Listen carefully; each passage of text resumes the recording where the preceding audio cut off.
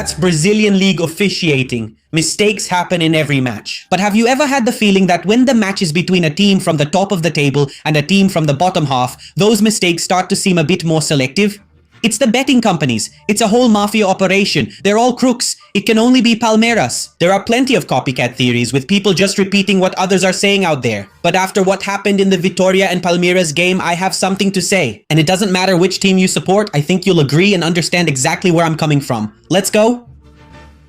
By now, everyone already knows about the incident where Mauricio's elbow left Kaká's chin bleeding after a collision in a sensitive part of the body. The referee didn't send him off, and minutes later the referee sent off both Vitória defenders in the same play. And all of a sudden, out of nowhere, Vitória is down by 2 men, both defenders even. This specific issue can be figured out if we stop to think about how referees are instructed to handle this kind of situation. The instruction is as follows. The guy committed the foul with which part of his body, he hit which part of the opponent's body, and with what intensity. By answering these 3 questions, he decides if it's a yellow or red card. In Mauricio's play, the elbow is the answer to the first question. It hit the opponent's chin, which is a sensitive area. The face, we consider the face a very sensitive area. It's highly protected. Any little thing is a yellow card or even a red card. And with what intensity? With enough intensity to leave the player with a bleeding chin, needing it bandaged up to stop the bleeding. Referees are told to consider these 3 questions: elbow, chin, sensitive area, and if there's enough force to cause bleeding. It's reckless, a red card. This same approach in Kaká's play, now with a bandage on his chin, the sole of his foot hits above the shin, well above Arias' ankle, with enough intensity to cause that little injury there. Look, the cleat studs. It really hurts. That other scrape on the knee is just a normal scrape. It happens, the guy falls on his knee and gets a little scrape. A scrape on the inside of the shin is much harder to get.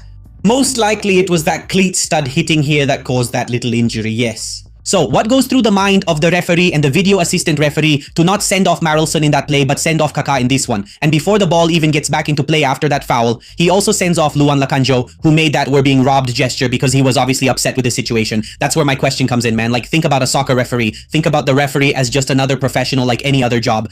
A salesperson, store worker, snack bar staff, or waiter are examples. A physical therapist also fits what I want to explain. Imagine a physical therapist who's going to treat someone's calf because they have a calf injury, and he knows that if he does a good job, pushes a little, speeds things up, he can get the calf to recover in record time. And is that good for his reputation? That's good for, what's the name of that thing? His reputation. But at the same time, he also has to be careful. If he pushes too hard, he could cause damage. The guy ends up worse than he was when he first came to him, and his recovery takes even longer. So the therapist has to find that perfect balance, pushing just enough to achieve a record recovery time. That shows his skill, but he can't push the guy too far. Who do you think this guy would feel more relaxed with or more afraid of making a mistake? If he's treating the calf of a regular guy from his city who works sitting at a computer from home, and even though his calf is injured, he can still keep working? Or is he going to treat the calf of Neymar?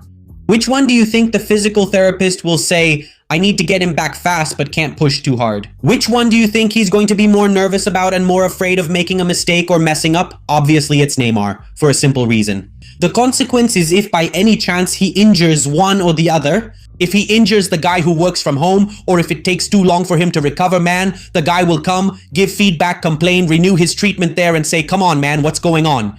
If he takes too long or injures Neymar, man, it's the whole staff. There are a lot of people around him putting pressure and saying, yeah, man, you injured the guy. The guy is going to be much more nervous when taking a risk with Neymar. And why am I saying this? In Brazilian soccer, it's common. There's that side of the field where the teams have political power. Acting there at the STJD, pressuring the CBF, releasing statements, complaining about refereeing, saying this and that, asking for a certain referee to be suspended and saying he should never officiate my team's games again. This activity off the field also exists, and the teams also have different levels of influence. The number of professionals, the backing these professionals have, the power and influence that professionals from different teams have behind the scenes. And politically with the CBF and everything else, all of it indirectly ends up on the field. So In my mind, what I think is that the referee, in many situations, ends up in the same situation as the physical therapist we were talking about. Depending on which team the referee makes a mistake against, the chances of him getting punished and spending more time without refereeing a game or facing some kind of fallout increase. His reputation goes way down and gets tarnished. His image and career are much more affected if he makes a mistake against teams that have a heavier political influence behind the scenes in football than others. So I don't think the guy is part of a mafia or that he's involved in betting or whatever people keep saying. It's natural. The guy is more afraid and he's more hesitant to make mistakes against a team that could leave him screwed and unable to work for a long time. Like, think about the most common punishment that a referee gets. The guy goes there, makes a mistake, then CBF doesn't even tell many people about it. CBF itself handles the situation and says, look, here's the deal. You're going to PADA, right? Which is the Referee Performance Assistance Program. It's like training for licensed drivers at driving school. Someone already has their license but realizes driving in traffic is a big responsibility and decides to improve. He does the training for licensed drivers even though he already has his license. So the guy is already a referee and he does the training there to say, man, you messed up, things are bad, do this little training and soon you'll be back. Usually that's how it goes. The CBF comes and says, man, stay out for an indefinite period. We'll give you some training. After a game or two, you come back. And that's the punishment for the guy who made a mistake. What makes a punishment a bit more severe is the time. How long this guy goes without refereeing, when it's much more than just a game or two. Because referees get paid per game. So if a guy goes a month without refereeing, not a single game, man, that's a whole month's worth of money he didn't get. He didn't expect this due to an unintentional mistake against the team. Missing 4 games as a referee, for example, is a serious financial loss for him. And besides that, there's a punishment that messes up the guy's reputation and stains his career when he goes into a deeper investigation, when it leaves the CBF and goes to the STJD and all that. This also impacts how often he's assigned and the public pressure from club officials. So I decided to do some research on a few things it's kind of hard to find to see the difference in the punishment referees received when it was teams that theoretically have more political power and teams outside the power axis. One of the first things I noticed was a referee's mistake in the Santos versus Goiás game, which was against Goiás, a team outside the power axis. I'm scrolling to see what punishment he received. In this case, he called a penalty, and then VAR called him to say, hey, it wasn't a penalty, but he went over, looked at the VAR, and said, I'm the one who knows, it was a penalty, yes. They saw this as a ridiculous mistake. His punishment? He'll be sent to the Referee Performance Assistance Program, PADA, and kept off assignments indefinitely. Bro, it's really common for it to be just 1 game, 2 games, you know? The news always says indefinite period, but the guy is out for just a short time. It's just a way of saying, look, we didn't let it slide, okay? We're also outraged. We put the guy there to do some training and took him off. So that's basically the message, but in reality, it's the minimum punishment for the situation. The referee will go through a process of reinforcing concepts and interpretation of the rules. Yeah, because of a mistake here against Goiás. Another thing I found here too, man, was a piece of news that 7 referees were suspended by the CBF. This is old news, okay guys? This one is from 2024. It's just to see the nature of the punishment for these guys. And then look, what caught my attention was this part down here. Look, Diego Pombo Lopez, he's the VAR guy. And he made some mistake against Juventude in the Flamengo versus Juventude game. In other words, another referee mistake against a team outside the main power centers. When we look at his punishment, look here. Diego Pombo Lopez was supposed to work as the VAR during a match shortly after that in Serie B, and he was replaced by Felipe George Bennett.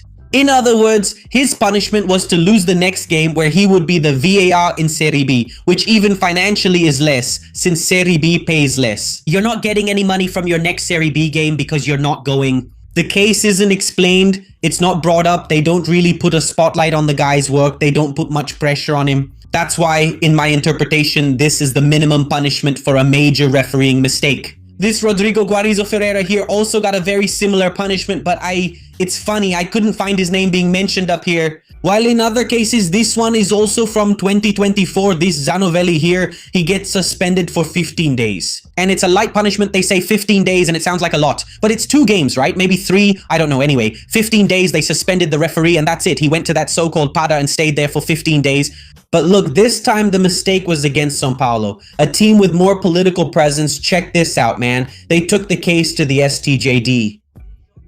And here, even though this is the minimum punishment of 15 days here and all that, which I consider one of the lightest punishments, Someone might comment below and think I have a distorted view, but that's how I see it. When you take the case to the SDJD, then it changes, you know? Then it's about the guy's reputation, it puts a spotlight on the whole thing. Man, just the SDJD accepting a complaint and mobilizing lawyers, a bunch of employees, scheduling a time for the hearing. There's a whole mobilization of several people just for them to go there and judge the referee's decision. The referee stands among everyone thinking, damn, look where I am because of what I did. It's totally different, you know? Here, Sao Paulo was putting pressure to try to annul the match because this referee screwed up. It was Sao Paulo versus Fluminense. There was a foul for Fluminense, and the referee didn't call it. The referee played advantage for Fluminense. Thiago Silva thought he had called the foul. Thiago Silva handled the ball, placed it, and took the free kick, leading to a Fluminense goal. Sao Paulo felt the advantage had already been given. If he put his hand on the ball, the game has to stop. He touched the ball with his hand while it was in play. And then the referee said, well, I had given the advantage and the guy put the ball there because he wanted the free kick and took it. And that's how it ended up. And then in the soccer rules here, look, IFAB says, Fabio, that he has to be clear in his communication. If the guy touched the ball with his hand, you should say, I'm giving the advantage. He touched it with his hand, so wait a second. I have to blow the whistle because you touched the ball with your hand, so I'm going to call the foul and not give the advantage. It has to be something like that. And look here at what I was talking about. Suspension from 15 to 120 days. 15 days is the minimum, see? And then Sao Paulo's lawyers wanted to punish this referee. Why? If they punish this referee, even minimally, it creates an opening to try to annul the match and apply more pressure. And what also made Sao Paulo nervous about this was the referee saying, there was no mistake, but I think I could improve my communication. Like, that's exactly what Fabio and I were saying there and everything. But my point is, imagine this guy's mindset in the middle of this tribunal, seeing a bunch of people who mobilized to make that happen, the political power Sao Paulo had to make that event happen. And he's thinking, damn, man, next time I make a mistake against Sao Paulo, everyone will have this day in their minds. That's crazy. And that's something the guy carries with him. There's no way around it, man. The guy carries it with him. And a team that's outside the main power centers, that only takes part in Serie A a few times, that shows up in Serie A every now and then, but spends most of the time in Serie B. It's much more common for this team not to have the number of lawyers or someone with that much influence, someone big enough to go to the STJ and say, yeah, I really managed to mobilize a group to hold a trial about a refereeing mistake. Look, this time the mistake was against Grêmio. And man, look, called to a public hearing in the Senate. Sports Committee of the Federal Senate in Brasilia. Man, this is really bad for the referee, man. It's really bad. This ruins his... I forgot the name of that thing. His reputation. It makes the guy referee fewer games. It makes him look bad. This is horrible. It hurts his career. To become a FIFA referee soon, things like that. All of this keeps tarnishing his prospects and undermining his career path. For him to advance in his career and earn more from refereeing games, including international championships, this is terrible for the referee. This case here with Jean-Pierre, when was this? Where's the year? 2024 as well. This case here with Jean-Pierre, he didn't call it. It was a penalty that Hendrik got elbowed by a defender. Then he called the penalty, gave the guy a yellow card. The referee was called over for a VAR review. VAR called and said, hey, take a look. This should be a red card. He went, checked the VAR and said, I'm the one who decides. It's not a red card, it's a yellow. And he kept the decision as a yellow card. Man, this guy went a year without refereeing. This dude went a year without refereeing. That's a whole year working some other job to see if he still wants to be a referee afterwards. Like, it's bizarre, man, a whole year. Further down here in the article, it says that the guy who runs the refereeing committee and all that, Senime, he says that when Senimi called him to inform him that he got this suspension, the official felt disrespected. Like, he said, what, you're going to suspend me? Then the discussion got heated, the guy got upset and said, that's it. So as long as I'm here, you're not going to referee anymore. It's a pretty strange reason too, right? Because it's a personal thing. Like, because of a personal reason, I didn't like what the guy said to me. I'm not going to put him on games. It's kind of weird too. So, for me, man, making a mistake against Palmeiras, which does have political power, and the guy went a year without refereeing. The power that Palmeiras has, the power that Sao Paulo has, the power that Grêmio has, the power that Corinthians has, the power that Flamengo has. This here is a statement from Corinthians. It's an old thing. Check it out. A mistake against Corinthians, and here it is. They will have to go through a training period without officiating games. Up to this point, it's normal. It seems like that so-called punishment, which I think is the lightest of all. After the training and recommendations, they return to officiate CBF football matches. Alright, but in the Série C of the Brasileirão. So do you get the difference that sticks in my mind when a mistake like this happens with a team that has political power and another that doesn't have as much? I don't think it's a mafia. I don't think the referee goes there because he's a Palmeiras fan and under his shirt he's wearing a Palmeiras jersey or he has a Palmeiras tattoo on his chest. It's the fear the referee has of a much harsher punishment when he makes a mistake against a team that has the political power to mess up his career in some way at some point down the line, and it's something he can't control. You know? It's like the physical therapist example. He can't control it.